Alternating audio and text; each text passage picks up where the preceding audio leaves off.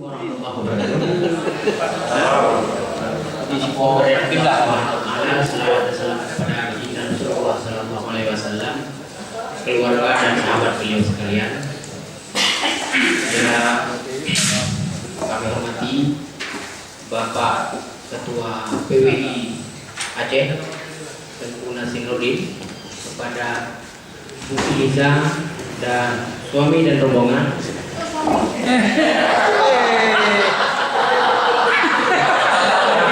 Kenali, artinya saya secara pribadi kurang dekat. Kepada abang. Pokoknya belok ahli ya. Kalau ribut seperti ini bukan tanda-tandanya Aceh akan bangkit ke depan. Dan kepada beliau dan teman-teman sekalian yang sudah berhadir. Pada kesempatan yang berbahagia ini, Ibu Iza datang sebagai tamu dan kami sebagai anggota PWI adalah sahibul bait. Nah, ini tentu kehormatan bagi kita semua di tengah kesibukannya yang luar biasa. Bu Iza dan rombongan menyempatkan diri berkunjung ke sini, ke PWI, ke rumah besar PWI untuk bersilaturahmi. Kalau dalam istilah pejabat apa yang Pak, anjang sana ya, anjang sana, anjang sini. Baik, tanpa memperpanjang hikayat, kita minta kepada ketua kita bersama Tengku Nasruddin untuk menyampaikan sepatah sebagai penyambut, sebagai pengganti sirih pada siang yang berbahagia ini. Silakan Pak.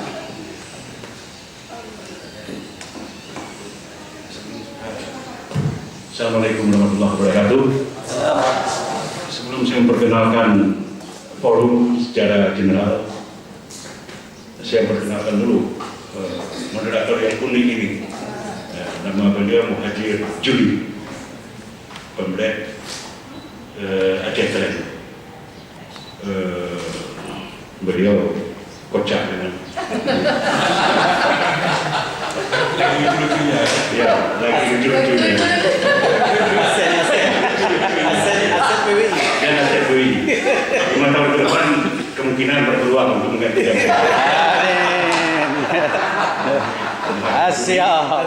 asal Juli, kalau udah Juli jelas itu Juli ya. Saya di malu juga tadi kok kenal sama suami Anda ini kan. Bang Eliza dianggap suami bukan. Makan dulu. Baik, alhamdulillah segala puji bagi Allah Subhanahu wa taala. Salawat teriring salam kepada junjungan Allah Muhammad sallallahu alaihi wasallam. Alhamdulillah hari ini yang kedua ini Bu Eli. Saya kok jaga dengan Ibu Eli ya, saya sebagai ahli. Malah kalau panggil sayangnya Didi. Tapi biasa dari dulu, belum menjadi wali kota udah, belum ke Senayan pun udah biasa. Dari pagi kita bertemu dengan Wakil Ketua DPR Pak Safarudin, Wakil Ketua 3 DPR, silaturahmi kembali. Beliau juga tidak mau di luar, tapi harus kemari sama dengan Eli juga. Ya. Kawan-kawan semalam ditawarkan opsinya ke restoran atau di PWI. Kawan-kawan nggak ada, hampir nggak ada yang menyetujui ke restoran ke PWI dengan menu nasi kota. Terima kasih Bu Eli, terima kasih Pak juga, terima kasih Pak Maman ya sudah sampai kemari dan tim yang memilih Bu Eli. Kami laporkan bahwa kepengurusan ini lahir melalui konferensi ke-12 PWI Aceh pada 19 sampai 21 November lalu di Aceh. Kemudian pada 6 Desember kami dilantik oleh Ketua Umum PWI Pusat di Sabang. Tentu timbul pertanyaan kenapa di Sabang, dan itu memang kami tradisikan dia berputar-putar di Aceh ini. Tapi alasan utama karena waktu itu panitia ada uang lagi loh. Karena di PWI Sabang ada menerima hibah sedikit dari Pemko. Untuk PWI Sabang kami minta supaya bisa kami nilai di situ. Alhamdulillah dilantiklah kami pada 6 Desember itu ya. Kalau nggak karena siapa mungkin sampai sekarang belum ada yang Ibu. Jadi alhamdulillah ya, ada hikmahnya. Ya, kami di sini kalau di unsur pengurus harian ini ada 30 tambah 12 42 orang. Ditambah Dewan Penasehat 6 orang dan Dewan Kehormatan Provinsi yang mengawal jalannya kode etik itu ada 5 orang. Kalau ketua penasihatnya ada Pak Samsul Kahar, ya, bersama kawan-kawan juga termasuk Pak Muklis di sini saudara-saudara dari unsur penasihat. Ini sekretaris penasihat Teguh Maimun. Kemudian di KP ada Pak Farmidin selaku ketuanya bersama kawan-kawan sejumlah lain, Ati Anwar dan lain-lain. Ada Rohana Mahmud juga di sana, ada Hemi Has ya, ada Ati Anwar. Dari 42 orang pengurus harian kita itu 80% adalah tenaga muda, anak-anak muda. Salah satunya ini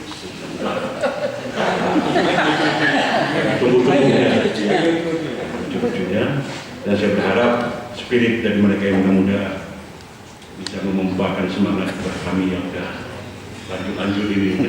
Muda dari muda. Senior, nggak boleh dibilang orang tua. Kami dulu ada doktrin nggak boleh bilang tua, senior. Bu Eli yang kami hormati, terima kasih banyak sudah sampai ke markas PWI Aceh yang saya istilahkan sebagai rumah besar PWI. Mungkin maaf kami mengutip ketika punya tagline mungkin besar, ya, rumah besar PWI Aceh, tempat kami berkoordinasi, berkumpul dan melahirkan ide-ide terbaik untuk dunia jurnalistik. Saya masuk sebagai pengurus ketua PWI Aceh ini dengan ya berbagai plus minusnya ya. Para pendahulu sudah mewariskan kepada kita gedung yang begini megah. Dan kemudian bersama beberapa perlengkapan kerja itu akan kami kelola sebaik-baiknya sebagai aset bagi organisasi ini. Cuma selama ini Bu Eli agak pengurus sebelumnya juga agak kewalahan juga dalam mencari dana untuk perawatan. Akibatnya apa? Banyak yang bolong-bolong udah Bu Eli. Jadi ini warisan dari arsitek kita dulu, Pak Nova. Jadi bagian atap sudah banyak yang bercopotan hingga membuat rembesan di plafon lama-kelamaan makin terkoyak dan merusak apa saja yang ada di bawahnya. Itu kondisi. Kalau fisik, struktur bangunannya. Kami berencana kalau misalnya ada ide-ide dari kawan-kawan yang disambut oleh pemerintah Aceh, berharap bisa merehab gedung ini ya, supaya dia tetap menjadi aset yang bisa kita wariskan secara jangka panjang pada penerus kita nantinya. Kemudian peralatan kerja kami juga semakin minim, boleh, jadi mudah-mudahan bisa ditopang lah. Kalau ini tadi masuk ke lobi kita melihat sofanya, saya suruh tutup, agak suruh tutup itu sih supaya jangan nampak apanya lah permasalahan. Tapi kata kawan, saya tutup yang itu aja. Supaya terlihat apa adanya dan Bu Eli mudah prihatin dengan kondisi itu. Jadi sofa kami nggak bisa pakai lagi Bu. Kalau kamu datang di mana kami naikkan ke atas lagi, ini agak lumayan bagus sedikit masih ya kan. Tapi kalau di bawah kami sulit. Jadi itu Bu Eli.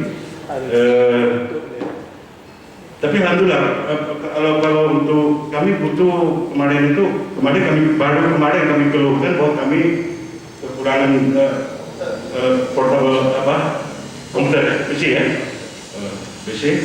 Tiba-tiba udah ada 2 yang masuk, udah ada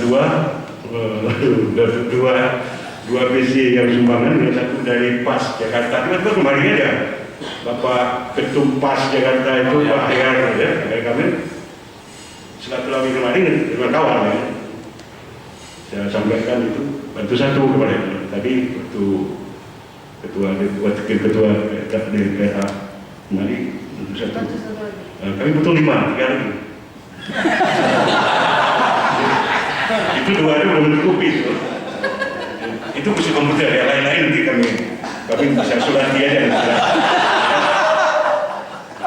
Karena komputer itu bagian dari berfungsi strategis untuk input data macam-macam di sini. Internet yang mencari sendiri lah, kami bisa sama Reza pernah dicari ya. Saya jelas. Kok ini udah pegang berita, jadi ini curhat. Tapi kami tetap semangat untuk mengurus PWI Aceh bersama anggotanya sampai sekarang sekitar 500 orang. Jadi mudah-mudahan kami juga sudah menghadapi ini HPN. Itu bulan Februari tahun 2022 HPN di Kendari.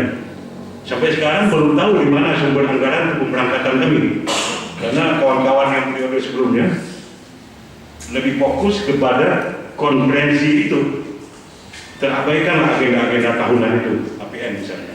Belum lagi kita bicara perwanas nanti di akhir tahun 2022 bulan 6 ya, Juni di Jawa Timur ya. Itu. Kemudian kita juga terus melakukan koordinasi lintas SKPA di sini untuk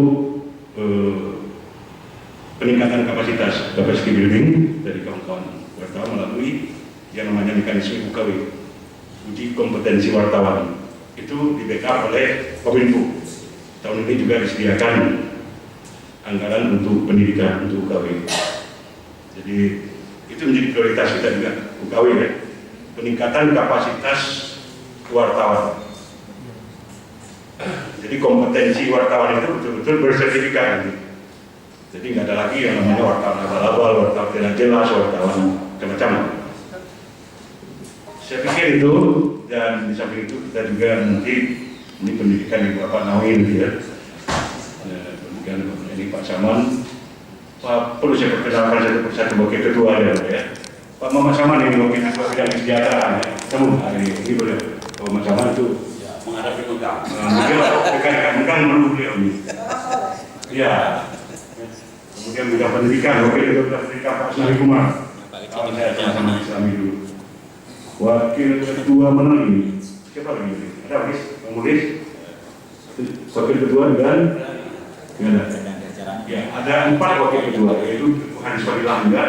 Kemudian Mbak Zainal, mohon maaf tidak bisa ketemu sama Bu Eri, dengan Arifin, pemilik Serambi, baru balik dari Tenggon, belum sembuh gelapnya.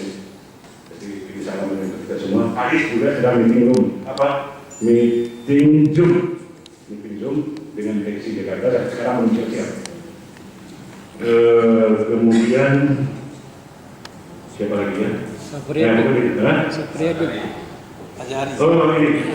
Wakil ketua bidang pemilihan wartawan advokasi. Azari kepala biro antara. Azari pelanggan karena belum dilakukan dari mana juga kembali. Ya. Kemudian itu ya. Sapriadi Sabudin dari Serambi Indonesia, media cyber, karena hari ini Serambi kebetulan dari oleh Allah Subhanahu Wa Taala.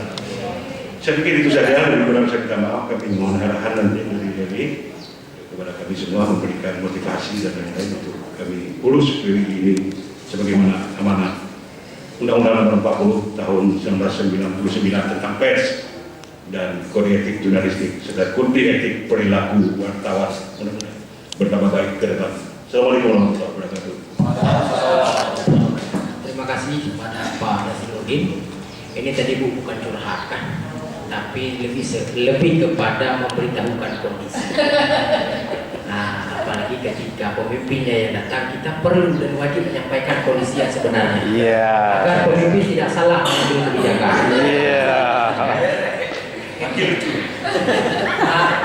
Apa namanya kan ada istilah Aceh menyokap pakat lampu jerat lampu galah. Lampu jerat itu kan sakral sebenarnya nggak boleh digadaikan. Tapi dalam kondisi darurat itu boleh ya kan? Tentu terima kasih Pak sekali lagi sudah menyampaikan apa yang seharusnya kami sampaikan. Sudah Bapak wakili. Jadi begini, bagi teman-teman mungkin saya pribadi ya masih belum begitu kenal dengan Bu Iza, saya tadi salah sebut. Tadi memang keceplosan karena dengan bapak saya nggak kenal. Kalau Pak ini kenal, saya sering lihat di baliho, tapi belum pernah jumpa, ya kan? Bu Iza ini adalah legenda hidup di Aceh, seorang pemimpin perempuan yang berjuang membangun Banda Aceh dulu, dan dia ditolak oleh beberapa orang dengan menaunkan namanya dengan isu-isu keagamaan. Walau dalam sistem politik yang jumhuriyah, pemimpin perempuan boleh menjadi pemimpin, yang tidak boleh dalam kekhalifahan, ya kan? Tapi dalam sistem politik jumhuriyah yang keputusannya tidak diambil oleh satu orang, perempuan boleh.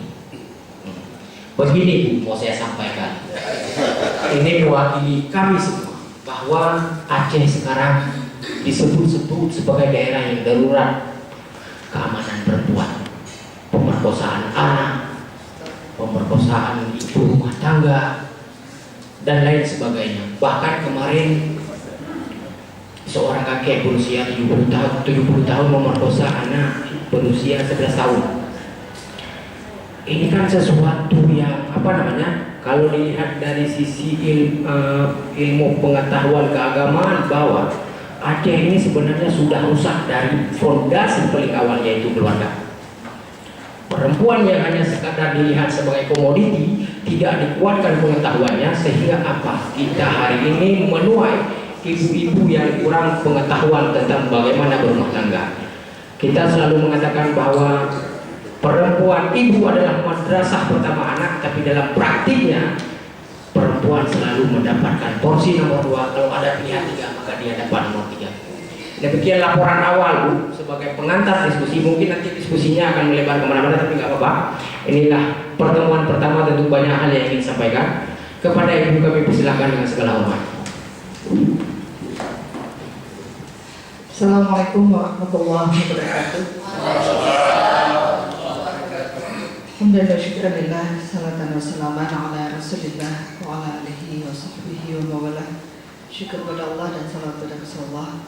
Yang saya muliakan, saya banggakan Ketua BWI Aceh, Bang saya Bang Nasir Nurdin, kemudian Bang Ilmiza, anggota DPR Kota Banda Aceh, sekaligus Koordinator Rumah Aspirasi Ilmiza, dan kemudian Bang Maimun yang sudah berpindah ke Pidijaya. Tapi tambah keren penampilannya, topinya keren. Asik ya, Bang Please. Tetap sama kepalanya. Beda, perotosan beda. Dan kemudian juga seluruh abang-abang saya, sahabat, mungkin adik-adik, keluarga besar PWI yang saya sayangi dan cintai karena Allah. Hari ini kita hadir, sahabat-sahabat saya di Rumah Aspirasi. Ada tenaga ahli yang datang dari Jakarta, ada Ibu Citra Dewi. Dan ini kalau ada hal-hal yang berkenaan dengan di Jakarta, kepentingannya itu ada Bu Citra di sana. Dan kemudian ada tenaga ahli yang berada di Banda Aceh, itu Pak Muhammad bin Umar. Kemudian ada Ibu Fauzia Aziz, kemudian ada Bu Hafsah Surya yang hari ini bisa hadir bersama-sama dengan kita, dan Muhammad Hasbi. Jadi memang pertemuan itu adalah ketentuan Allah. Sebetulnya pengennya pulang itu waktu pelantikan, mendapatkan juga undangan, tapi memang langkahnya saat ini yang tepat kata Allah. Jadi sebetulnya hari ini akan berangkat ke Simalungun, dan terjadwal dalam jadwal saya seperti itu. Jadi ketika tiba di sini ada kegiatan, dan kemudian kelam tebak, kemudian kemarin ke Pidi dan Pidijaya, dan hari ini rencananya ke Simalungun. Tapi waktu saya bertanya tadi malam ya, kemarin ditanya sama Bang Ilmiza, pesawat kita kapan? Besok kan, besok jam berapa? Jam 7. Besok nggak ada katanya. Jadi berangkatnya kapan? Sabtu. Oh, Sabtu. Lagi komunikasi sama Bang Nasir dengan pemberitaan yang keluar ketika mereka ada di Laut Tebak kemarin. Nah, tiba-tiba keluar berita gitu ya. Jadi ya kita tunggu di PWI. Oh boleh bang, besok insya Allah saya datang. Jadi memang sesuatu yang direncanakan kadang-kadang nggak terlaksanakan, sesuatu yang tiba-tiba dengan komunikasi ternyata kata Allah nggak usah ke Simelu, ke PWI dulu, katanya nggak boleh lewatin Bang Nasir, katanya nanti kualat. Jadi jam berapa mau ke sini? Gitu. Terserah, jadwalnya ditentukan aja karena besok saya fleksibel aja. Dan ada juga yang mau datang besok. Sudah kalau gitu kita pada Jumat. Pada Jumat kita makan siang aja lah kalau begitu. Jadi semua ini memang nggak ada direncanakan sedemikian rupa, tapi memang akhirnya dengan kebersamaan penuh kekeluargaan hari ini kami sangat merasa terhormat dan sangat berterima kasih atas penerimaan dari keluarga besar PWI dan selamat untuk kepengurusan di bawah komando Bang Nasir Nurdin. Saya yakin dan percaya beliau bukan hari ini menjadi pemimpin di kegiatan sosial masyarakat itu dari RAPI dan beberapa kegiatan dan beberapa kepemimpinan lainnya yang sudah cukup panjang dijalankan, dan insya Allah apa yang disampaikan tadi itu terlalu kecil masalahnya bagi Bang Nasir gitu, ya. Misalkan mungkin itu masalah terlalu kecil, banyak persoalan yang lebih besar yang bisa diselesaikan oleh Nasir Nurdin. Jadi itu sudah teruji dan terbukti.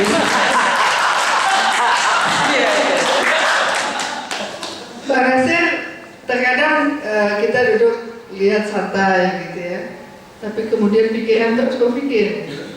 Tapi yang uniknya dari Bang Nasir ini, beliau nggak punya kepentingan besar terhadap pribadinya.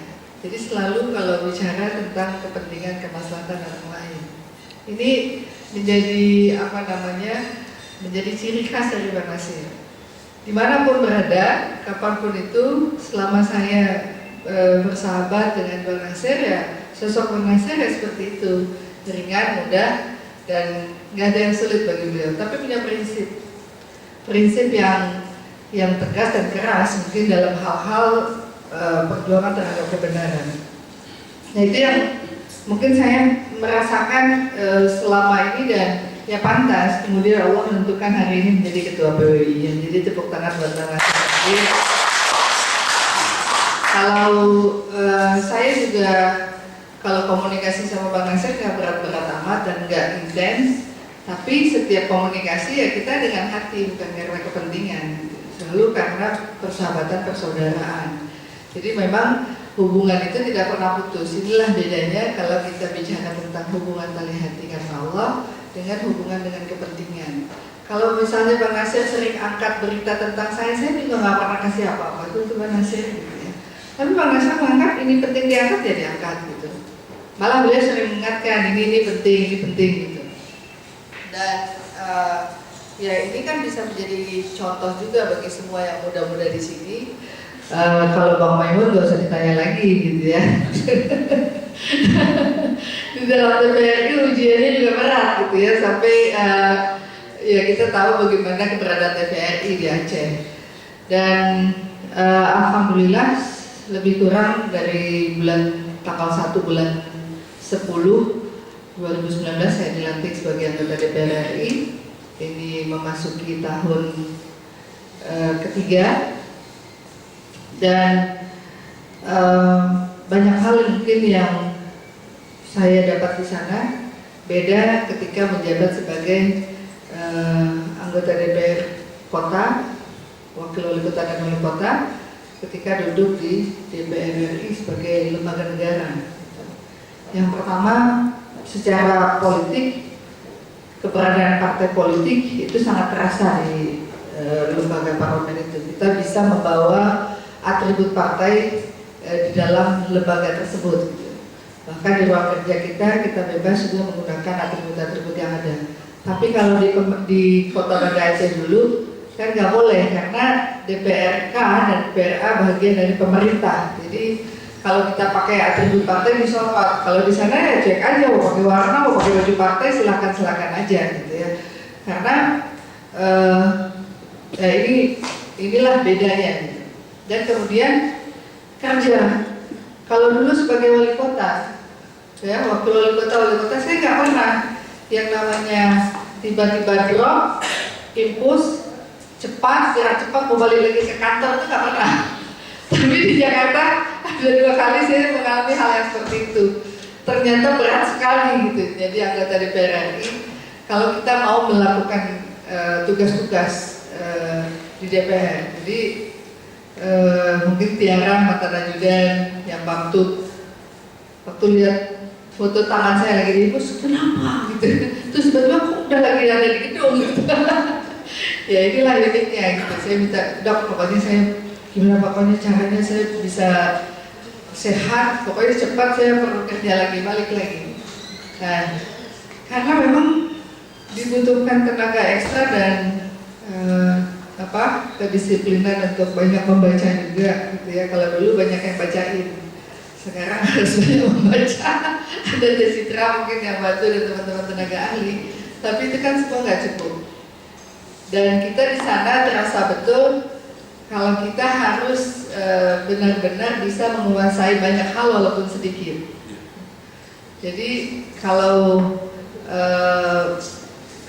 kita punya kemampuan intelligence yang kuat, berarti kita kan hanya membutuhkan satu ilmu gitu.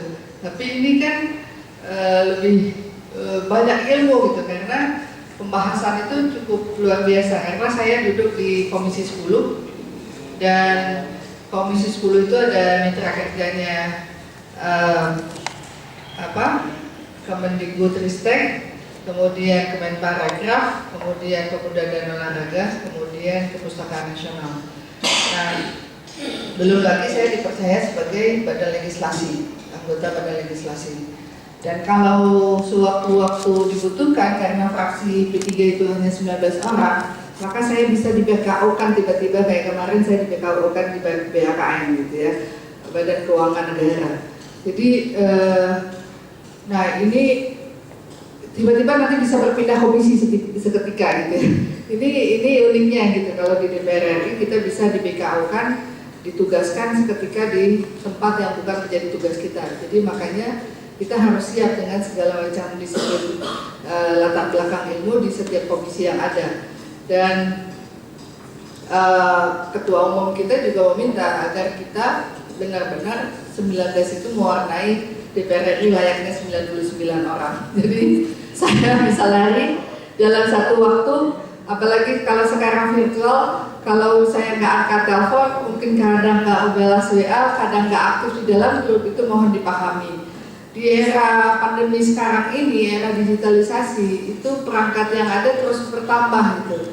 Kalau ada 5 mungkin 5-5-nya gitu. Jadi bagaimana saya harus berjuang untuk bisa membagi konsentrasi di beberapa pertemuan yang harus diikuti. Tapi kalau hadir secara fisik, sebagiannya virtual. Tapi kalau begitu virtual, enaknya saya tahu di sana udah waktunya saya bicara. Maka di sini saya berhenti, di sana saya lari untuk bicara, untuk menyampaikan apa yang menjadi tanggung jawab saya sebagai anggota fraksi. Kemudian untuk Aceh, saya yang pertama bersyukur memang sesuai dengan apa yang diinginkan ketika masuk ke lembaga legislatif. Kita ditanya mau duduk di komisi berapa, dan saya berpikir tentang pendidikan adalah sesuatu hal yang sangat penting untuk Aceh.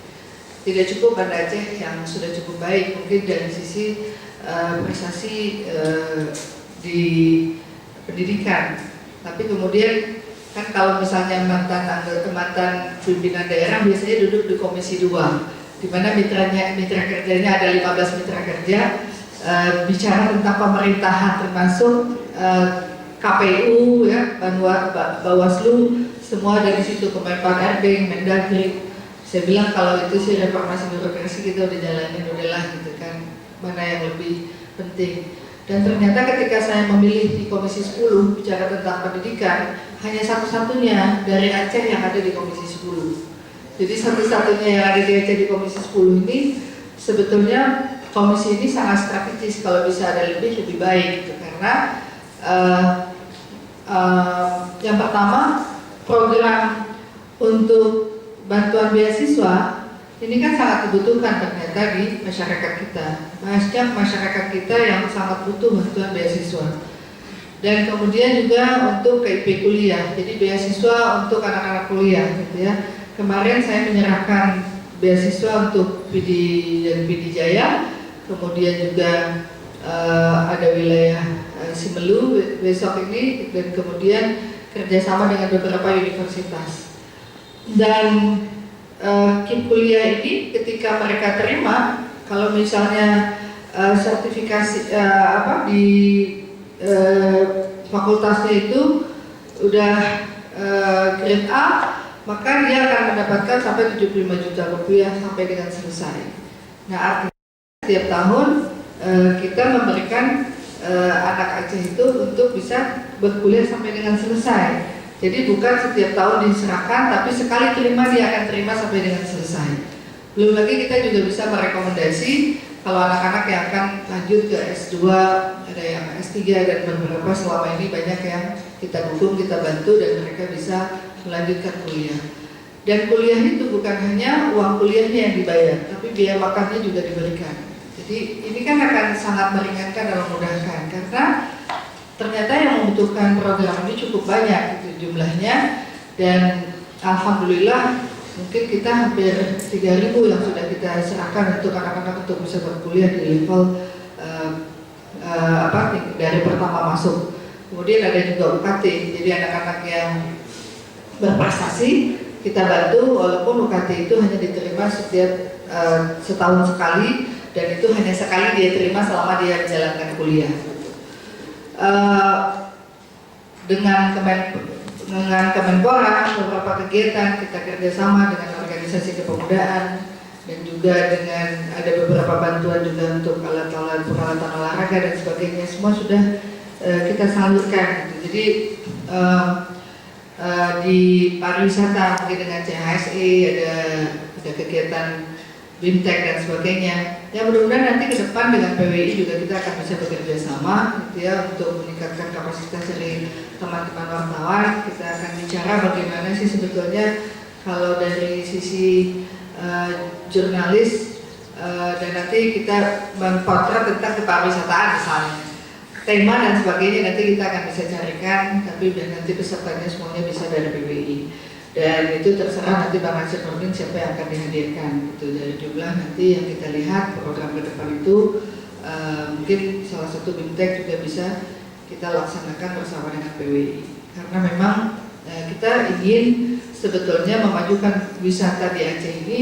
Saya sering bilang dengan pemerintah daerah, kenapa sih nggak kerjasama dengan para wartawan?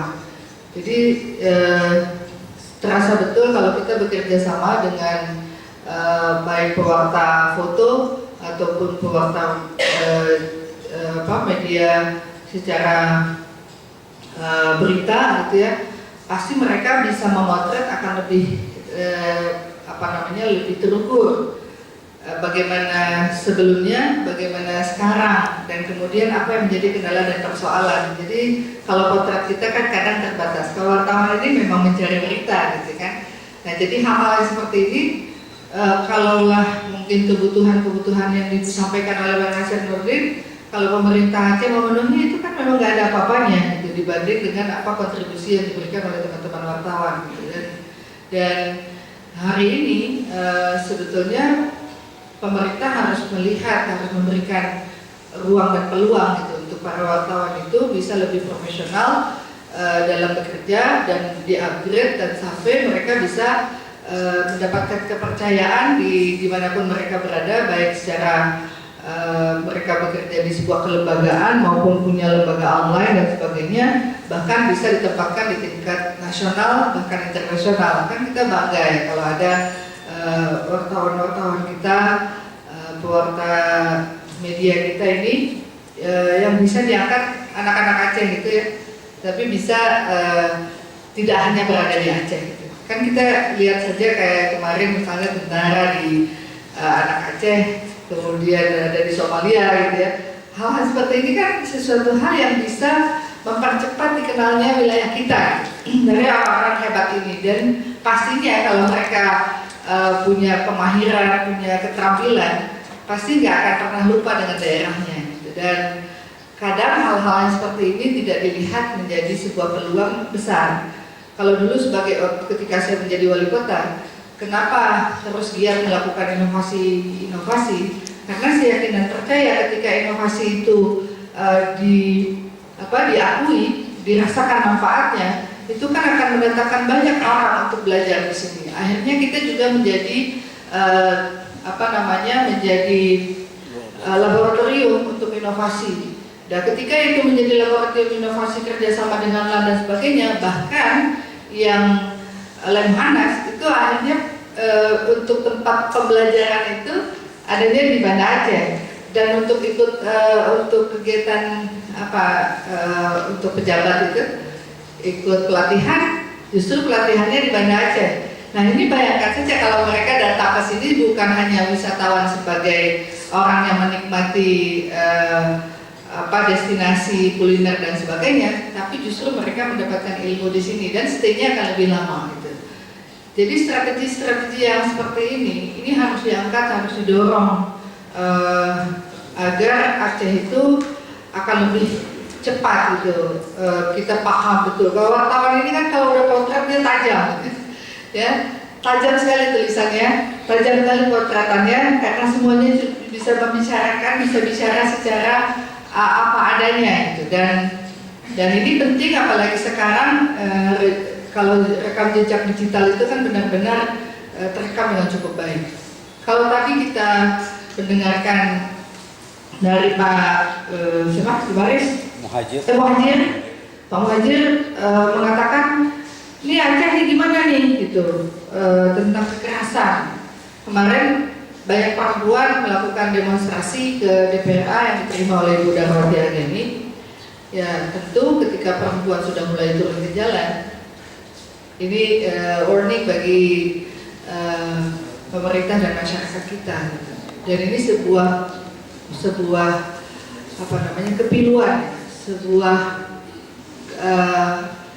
sebuah peringatan yang cukup berat untuk daerah kita, apalagi daerah yang menerapkan syariat Allah.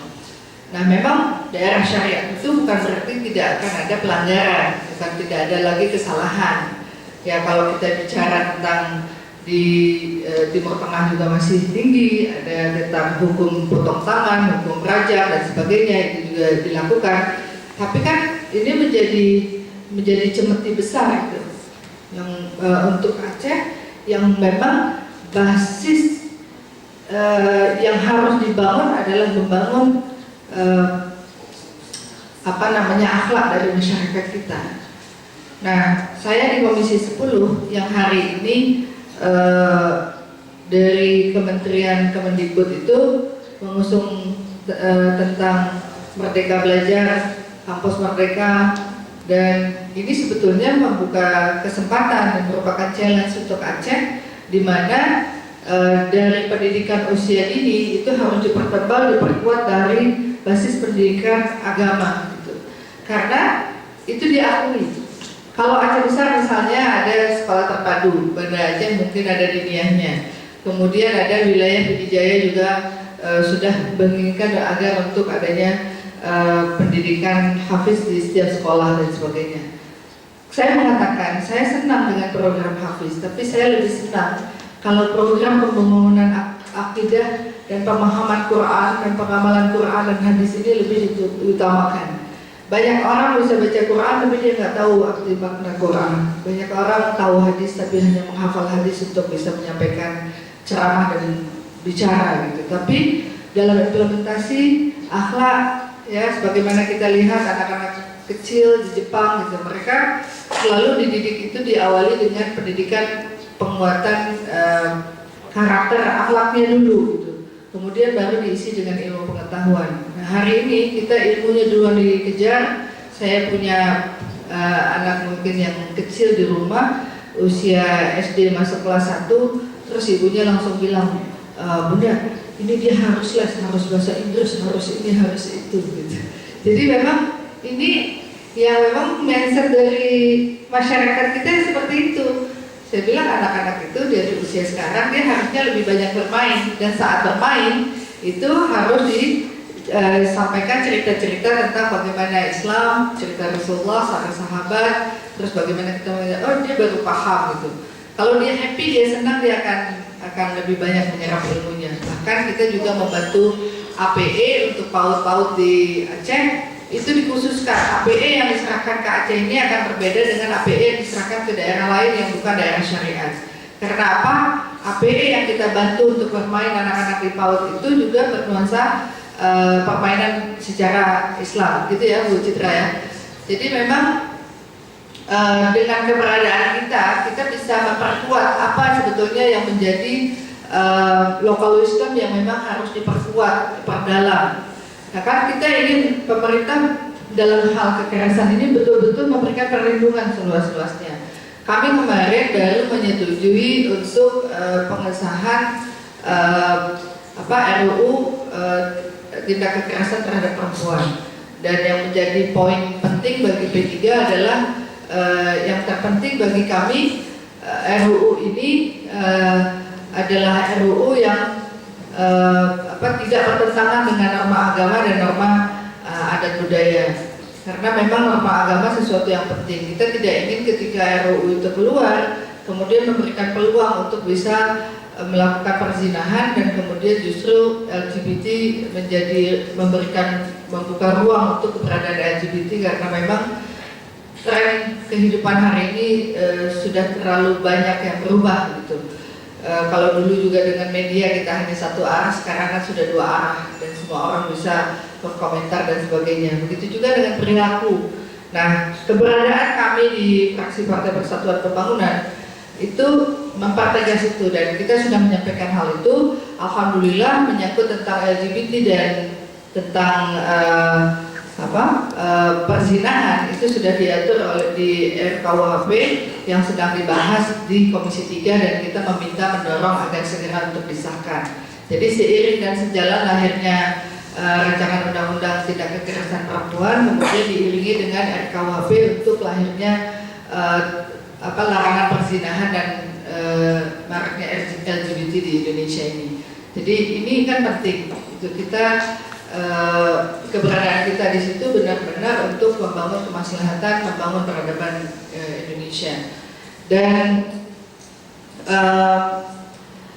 selama saya bertugas mungkin ya dengan beberapa banyak program terutama dari ya kita berjuang lah untuk beberapa universitas ada untuk perpustakaan keliling gitu ya, yang alhamdulillah kemarin untuk wilayah Jawa sudah kita serahkan. Kemudian nanti ke depan besok saya akan ke Simelu. Yang pertama secara pribadi, secara rumah aspirasi kita memberikan 1 unit ambulan untuk operasional rumah aspirasi melayani masyarakat di Simelu. Kenapa pilihannya Simelu? Yang pertama memang saya mendapatkan kepercayaan cukup banyak suara di sana. Yang kedua memang Simelu sangat membutuhkan. Jadi prinsip kita di dalam rumah aspirasi ini membantu yang memang mana yang sangat urgent, mana yang sangat penting. Kita nggak melihat siapa memilih kita atau tidak memilih kita. Begitu juga penerima beasiswa, penerima KIP kuliah dan sebagainya. Kita minta fokus kepada siapa yang membutuhkan. Kalau orang-orang yang memilih kita belum bisa merasakan apapun dari kita, tapi mereka akan mendapatkan pahala apapun yang kita akan berikan. Jadi kebaikan itu akan kembali kepada mereka. Dan yakinlah walaupun mereka tidak memilih tapi mereka membutuhkan, inilah keberadaan kita di sini. Ketika kita ada di atas, maka di atas tentu semua umat. Ini kepentingan kemaslahatan dan itu disepakati oleh teman-teman kita di rumah aspirasi walaupun ada teman-teman yang memang kita utamakan. Dan besok juga kita akan menyerahkan 1 unit pustaka keliling.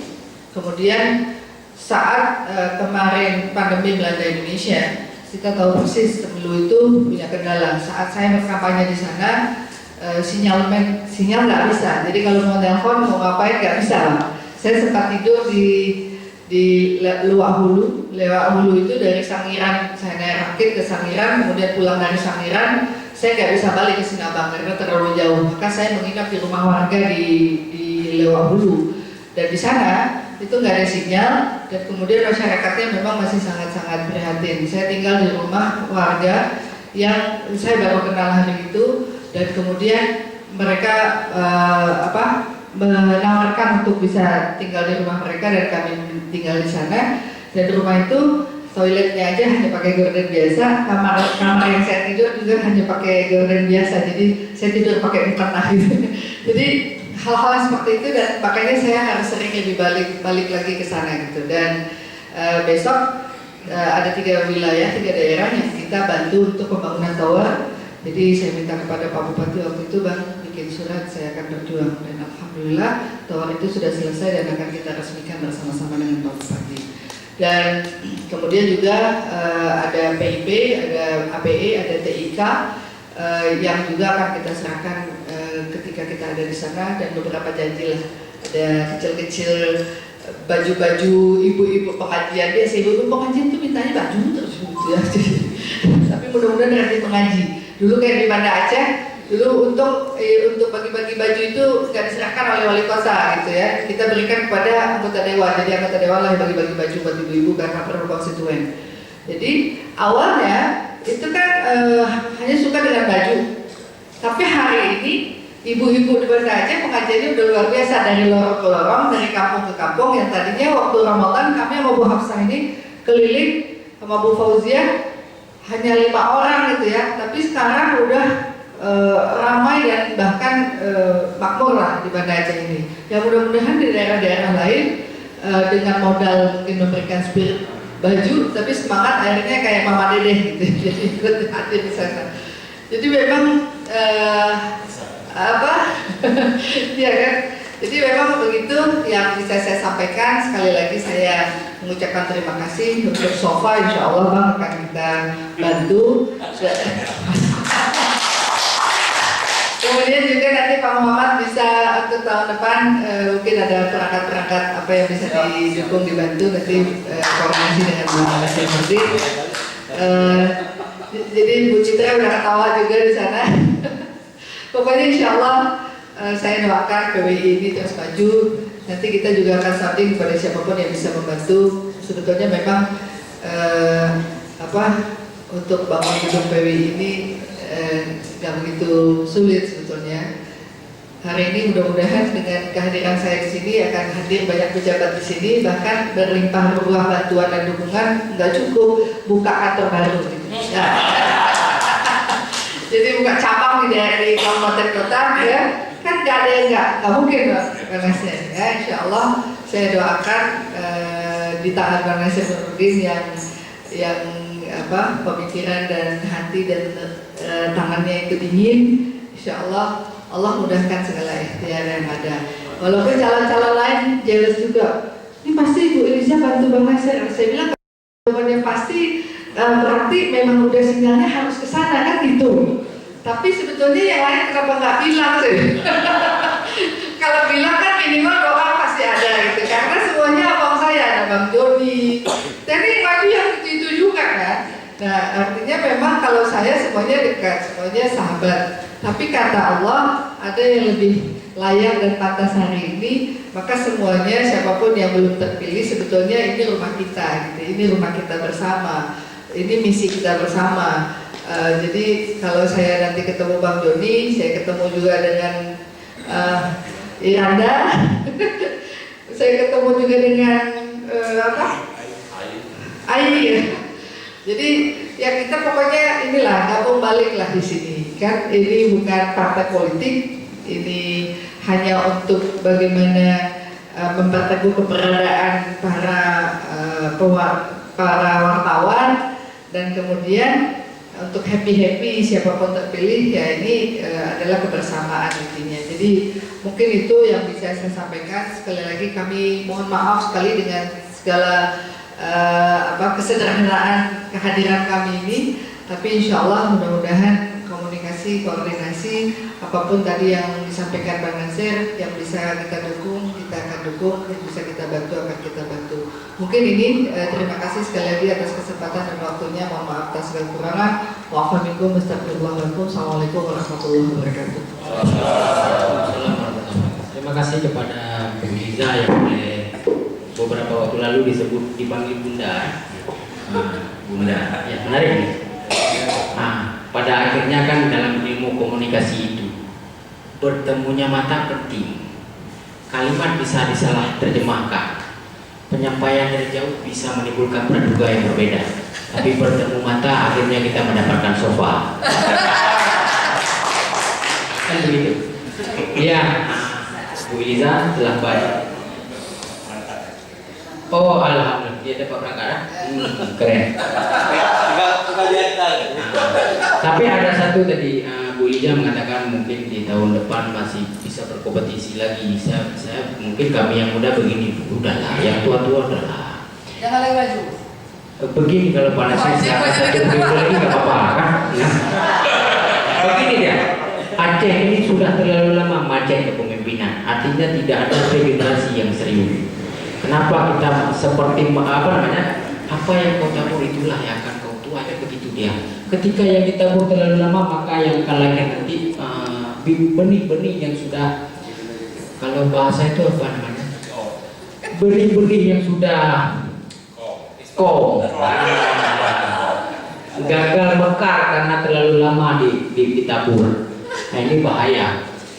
Tentu dari beberapa penyampaian Bu Liza ada lah kita kan ingin bertanya ya kan. Nah kepada teman-teman 3 orang dulu, jangan banyak-banyak. Dipersilakan, silakan Pak Asnawi. Ya, Assalamualaikum warahmatullahi wabarakatuh. Ibu Eliza dan Pak Elmiza yang saya hormati. Tadi sekilas sudah diperkenalkan oleh Pak Nasir bahwa kami pernah sama-sama di Serambi Indonesia. Bahkan dalam jabatan yang sama-sama juga, yaitu sama-sama sebagai wakil redaktur pelaksana. Redaktur pelaksana kami ketika itu Pak Yarmin. Saya tertarik dari apa yang Ibu sampaikan tadi. Kebetulan saya di sini juga sebagai wakil Pak Nasir yang membinangi bidang pendidikan. Tadi Ibu singgung soal di mana di Komisi 10 mitra kerja Ibu adalah Kementerian Parekraf ya, Pariwisata dan Ekonomi Kreatif ya. Sebetulnya saya tertarik tadi soal peningkatan kapasitas wartawan Bu. Saya tertarik dengan soal pariwisata ini. Kalau misalnya anggota PWI dilatih ini, saya pikir tidak bolot-bolot amat, karena memang kita sejak lama, seingat saya sejak dulu di PWI ada namanya karya latihan wartawan KLW. Itu juga salah satu pintu entry point untuk menuju ke peningkatan kapasitas wartawan. Di situ seingat saya waktu KLW dulu kita lengkap sekali dulu, ada istilah misalnya 10 pedoman penulisan pariwisata, 10 pedoman penulisan keagamaan, itu hampir semuanya ada. Jadi saya pikir soal pariwisata ini menarik, karena dalam pandangan saya di masa pandemi ini kalau ada sektor yang paling amburadul, hancur-hancuran, itu sektor pariwisata. Penerbangan hancur, banyak pilot yang beralih profesi, banyak maskapai yang tutup. Perhotelan juga seperti itu, banyak hotel bintang yang tutup. Nah, sekarang kan misalnya COVID-19 ini kan mulai melandai. Kita lihat semuanya sedang bergerak lagi. Jadi nanti dalam gambaran saya, selesai pandemi ini, itu yang akan terjadi booming adalah tidak lain itu sektor pariwisata. Kita lihat sekarang hotel-hotel sedang berbenah, Bali sudah ramai lagi, Thailand apalagi, itu sudah mulai apa. Jadi ini saya pikir satu hal yang paling penting, dan ini harus disadari betul oleh wartawan. Karena itu saya pikir meski kita tadi sudah ada 10 pedoman penulisan pariwisata, saya pikir itu kan zaman dulu, 20 tahun yang lalu itu pedoman itu Bu. Sekarang saya pikir udah beda sekali dunia pariwisata dulu dengan dunia pariwisata sekarang. Karena ini saya pikir dalam rangka peningkatan kapasitas wartawan anggota PWI Aceh, saya pikir ini satu hal yang sangat menarik apa yang Ibu tawarkan tadi, yaitu soal kerjasama peningkatan kapasitas ini dengan pihak Kementerian Pariwisata. Saya berharap kalau bisa ini Ibu bisa kita matangkan terus, dan pada kesempatan pertama kita bisa mengajak anggota PWI Aceh untuk kembali mendalami soal pariwisata ini Ibu. Saya pikir hanya paling kompeten kalau kerjasama ini kita kalang dengan pihak Komisi 10 yang membidangi pariwisata. Saya kira itu Ibu. Terima kasih. Wassalamualaikum warahmatullahi wabarakatuh. Pak Asnawi menyampaikan penekanannya pada pentingnya penguatan kapasitas wartawan di bidang penulisan pariwisata video dan segala macam nanti ya. Ini menarik dan ini belum uang sebenarnya, karena selama ini yang kita ekspor keluar Aceh itu mesum, jambu, korupsi, daerah tidak aman Dan ya kan? bekung. Dan bekung. Itu kerjaan kita semua. Wartawan menulis kan ada narasumber. Jadi para pelaku politik kita masih mutar-mutar tentang itu juga. Dan satu lagi, wisata justru diceritakan secara seram di sini. Ketika bicara wisata, jangan ke Aceh. Pernah pengalaman kemarin Bu, istri wartawan yang tugas wartawan yang suaminya tugas di PNN Los Mame nggak dibolehkan sama suaminya menginap Los Mame, harus menginap di Medan. Bahaya katanya kalau di Los Mame. Begitu masuk Satpol PP, tangkap, cambuk dulu. Begitulah mirisnya pemahaman orang terhadap kita. Ini menarik tadi. Ini seperti apa namanya? Sampan yang bertaut ya, dapat ide kemudian disambut dengan bagus dan ini luar biasa. Sangat ada anggapan Pak, ide perlu kita kali? Oh, saya kira perlulah biar lebih cepat saya pikir ya. Bang Wija harus melakukan PCR. Harus PCR dulu karena besok berangkat. Tapi insya Allah saya udah misi ke depan bikin program untuk PWI. Dari aspirasi anggota DPR Kalimantan Barat. Siap. Katanya siap katanya. Ya, jadi memang sebetulnya yang disampaikan oleh Pak Asnawi tadi memang itu penting. Dan bukan hanya di sini, di pusat kan sudah juga menyampaikan hal yang sama. Dan memang betul, setelah pandemi berakhir yang akan booming adalah dunia pariwisata. Beberapa minggu yang lalu saya berada di Kenya dan kemudian di Swiss. Kami transitnya di Abu Dhabi, di Abu Dhabi dan kemudian di pokoknya airport itu penuhnya Masya Allah. Jadi karena saya ditugaskan oleh fraksi untuk di BKN itu, saya bertemu dengan BPK, bertemu dengan anggota parlemen di sana. Dan selain saya banyak dapat hal baru, dapat ilmu dan sebagainya, yang kita lihat adalah orang sudah nggak betah di rumah kayaknya. Jadi semuanya udah, kalau daerah-daerah yang sudah terbuka itu wisatawannya penuh sekali. Jadi memang banyak hal juga yang saya sebetulnya melihat potensi untuk wilayah kita, Banda Aceh dan sebagainya nggak kalah dengan Swiss potensinya, tapi belum dikelola juga dengan cukup baik. Nah jadi kalau kita sudah keluar begitu, wah ini kan kita punya juga yang seperti ini, kita kan punya juga sungai di tengah kota, kita punya juga lahan ruang untuk bisa membuka transportasi dengan mudah gitu ya, secara elektrik dan sebagainya untuk di tengah-tengah kota menjangkau satu kabupaten ke kota lainnya gitu, nggak mesti harus kayak bis dan sebagainya, jadi lebih mudah terkoneksi dan sebagainya. Jadi memang kalau hal-hal seperti ini, pelatihan yang dilakukan dan kemudian bisa terangkat ide-ide positif yang akan men-searching seluruh dunia gitu ya, menjadi tulisan saja, katakanlah tadi 10 potensi, misalnya 10 hal yang harus dilakukan. Nah kita ini menuju wisata halal. Ketika kita bicara tentang wisata halal, Aceh kan sudah punya mungkin kanun ya, rencana induk pariwisata Aceh. Tapi rencana induk ini kan hanya baru rencana induk. Tapi apa yang harus dipersiapkan, yang harus ditindaklanjuti dan sebagainya. Nah ini kan harus dipelajari.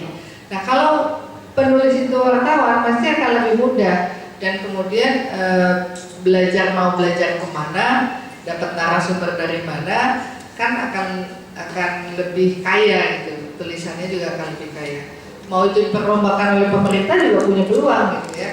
Ya jadi kita berharap mudah-mudahan pemerintah juga menyambut hal ini. Jadi memang kalau kami misalnya yang menyalurkan aspirasi melalui program pemerintah, kalau kita memang sudah menyampaikan hal ini di dalam pertemuan-pertemuan dengan Mas Menteri, Mas Sandi, untuk betul-betul bisa melibatkan para wartawan dalam memajukan kepariwisataan Indonesia. Dan mudah-mudahan kalau program itu ada pasti akan sampai ke Aceh gitu. Jadi saya sepakat, dan ini bukan hanya mungkin disampaikan cukup di ruang ini, tapi juga bisa disambut oleh pemerintah seluruh kabupaten kota. Karena pemerintah kabupaten kota sangat kurang kesadaran dari sisi memajukan kepariwisataan daerah. Contoh, mau pariwisatanya maju, tapi ketika promosi wisata masa hanya 200 juta. Ini kan ada jauh panggang dari api gitu ya. Jadi kalau dia kan harus tahu memajukan pariwisata itu promosi kan nomor satu gitu, selain mempersiapkan destinasi dari fasilitas dan sarana prasarana, dan kemudian masyarakat sadar wisata, para pemangku pariwisata dan sebagainya. Tapi kemudian kalau promosinya kurang, kemudian kemana yang harus dipromosikan? Aceh, nggak perlu jauh-jauh, mungkin wisatawan yang paling banyak mana? Malaysia ya, Malaysia. Wisatawan yang paling banyak mana? Turki ya, Turki gitu. Yang pernah dulu punya historik sejarah dengan Aceh, Belanda misalnya. Kerkhoff itu sebetulnya kalau memang mau dihidupkan, yang namanya yayasan selama ini yang mereka bekerja sama dengan yayasan Pocun, ya sebetulnya waktu saya wali kota mereka pernah menawarkan bagaimana kalau kerjasamanya dengan wali kota Banda Aceh. Saya bilang nggak bisa, itu di bawah provinsi. Nah, boleh nggak kalau provinsi menyerahkan ke Banda Aceh, karena memang mungkin provinsi terlalu luas gitu. Boleh, saya sih sebetulnya mau aja gitu, tapi sulit untuk menerobos itu. Apa idenya? Mereka akan membuat menggelar event setiap tahunan, itu bahkan membawa yang ada di museum di sana, kalau enggak membuat replikanya. Jadi artinya semua orang dari Belanda bisa punya potensi datang ke sini, orang kita sudah bisa paham sejarah kita yang sebenarnya. Sedikit-sedikit perlahan-lahan apa yang ada di sana bisa dibawa ke museum di sini gitu. Jadi sebetulnya kemudian bagaimana pemerintah itu membuat tim ya, dan saya juga sudah sampaikan ke pusat dokumen di pusat waktu itu, dan Citra tahu. Saya minta bahwasanya kita sudah bangun hubungan kerjasama untuk membawa paling tidak di sini membuka museum digital. Jadi potret, benar-benar memotret apa yang ada di museum yang ada di Belanda atau museum yang ada di Inggris. Karena ketika kemarin kita ingin membuat film tentang Ottoman, tentang bagaimana hubungan Aceh dan Turki. Jadi Pak Dubes bilang ke saya, Bu Eliza, sebetulnya kita sudah bisa eksekusi, tapi persoalannya ada sepenggal cerita, sepenggal sejarah yang hilang. Hilangnya di mana? Kayaknya adanya di Inggris. Maka waktu itu saya sampaikan juga di Komisi 10 bagaimana agar Aceh bisa diajak untuk bisa ke Belanda dan ke Inggris, untuk agar pecahan-pecahan atau sepenggal-sepenggal yang hilang ini bisa disatukan kembali, sehingga ini sesuatu hal yang sangat penting bagi kami gitu. Termasuk dengan jalur rempah Cengho gitu ya. Jadi kita senang pemerintah sudah Penayung sudah dibersihkan, ya mudah-mudahan nanti bisa ada tindak lanjut apa yang pernah kita kerjasamakan dengan PU waktu itu, untuk di sana punya monumen tentang Cengho dan sejarahnya, dan kemudian nanti jalur rempah itu bisa masuk ke Aceh dan khususnya juga Kota Banda Aceh ini. Jadi kalau kita bicara tentang itu, banyak hal sekali yang bisa dijadikan kesempatan untuk Aceh lebih berkembang, lebih maju, lebih banyak orang bisa datang. Gak usah lain, bikin kapal Malahayati, radio lele, bikin event setiap tahunan, kalender event. Jadi semua orang justru yang kerja di sana itu udah dibiayai oleh pemerintah. Jadi kalau saya mungkin ke luar negeri, saya melihat dan sebagainya, banyak sekali. Jadi orang-orang yang katakanlah olahragawan atau siapa yang berprestasi langsung diterima gitu, menjadi pekerja di situ, langsung dikontrak dan sebagainya. Mungkin itu saya akan mencoba untuk bicara secara spesifik dengan pusat. Ada Teh Citra di sini. Mudah-mudahan ada program yang bisa nantinya kita lakukan. Terima kasih. Baik. Terima kasih Bu Liza. Tentu masih banyak sebenarnya yang ingin kita tanyakan ya, karena apalagi sesekali jarang sekali bertemu, cuman karena waktu yang tidak memungkinkan lagi, maka pertemuan pertemuan ini hanya sampai di sini pada kesempatan yang berbahagia ini. Bu Iza dan rombongan kami mohon maaf yang sebesar-besarnya. Pada akhirnya kalau bahasa Aceh, Pak Ranuk yang hana merah, Pak Pururah yang hana baju, Pak Tuku yang hana salah, hana awai dan dena barudo. Atas segala kekurangan kami, sekali lagi kami mohon maaf. Akhirul kalam, assalamualaikum warahmatullahi wabarakatuh.